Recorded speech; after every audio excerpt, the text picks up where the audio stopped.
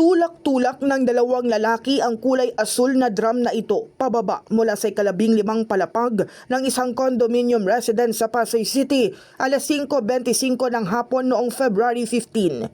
Napag-alaman na laman ng drum ang chop-chop na katawan ng isang lalaki na itinapon at natagpuan sa Dalpan Sports Complex sa Binondo, Maynila noong araw ding iyon.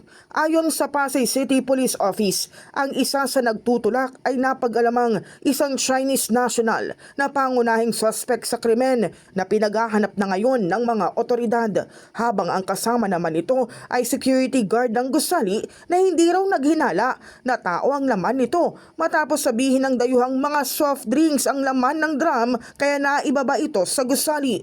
Sa isa pang kuha ng CCTV, kuha naman ng isa pang suspect na si alias Victor na dumating sa lugar at siyang natukoy na umupa o nagrenta ng isang puting L300 van para isakay ang drum.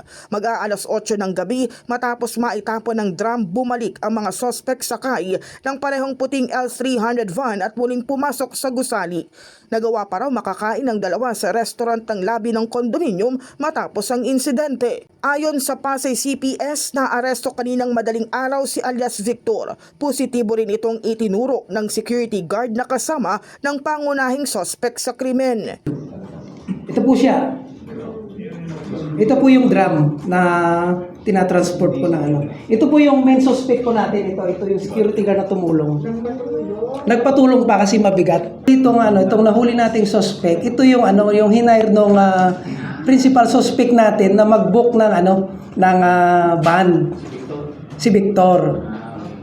Tapos siya rin po yung nakita po natin na kasamang nagbuhat na may pasok doon sa van. Then kasama rin na nag-deliver doon sa Dilpan.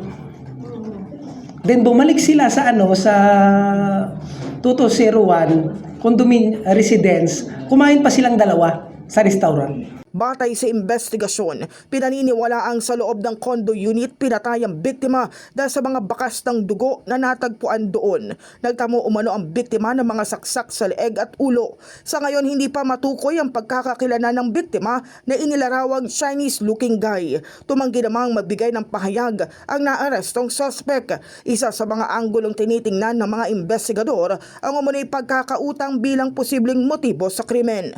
Nagpapatuloy pa ang operasyon ng mga otoridad para maaresto ang isa pang sangkot. Pumunta talaga kami doon.